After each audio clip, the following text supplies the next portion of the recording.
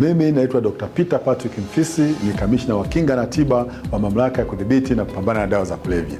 Kuanzia tarehe 4 hadi tarehe 6 mwezi wa 6 mwaka 2026 kutakuwa na kongamano la vijana wa Afrika Mashariki linalohusu tatizo la dawa za kulevya katika eneo letu hili la Afrika Mashariki.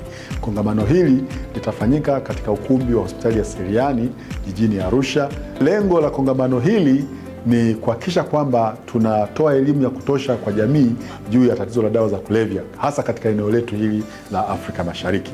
Lakini katika kongamano hilo kutakuwa na mawasilisho mbalimbali ya wasomi, mawasilisho ambayo yatahusu jinsi ya kupambana na dawa za kulevya katika eneo letu la Afrika Mashariki, lakini vile vile jinsi ya kutoa elimu kwa jamii ili jamii isijihusishe na matumizi ya dawa za kulevya katika eneo letu hili, lakini vile vile kutakuwa na wasilisho mbalimbali yanayohusu matibabu kwa waraibu wa dawa za kulevya, lakini na jinsi tunavyoweza kushirikiana vizuri ili kuhakikisha kwamba tunawadhibiti hao watu wanaojihusisha na biashara ya dawa za kulevya katika eneo letu hili la Afrika Mashariki na dunia kwa ujumla. Hivyo nawakaribisha wa vijana wote jijini Arusha kushiriki katika kongamano hili ili waweze kupata uelewa wa kuhusu jinsi ya kupambana na hili tatizo la dawa za kulevya.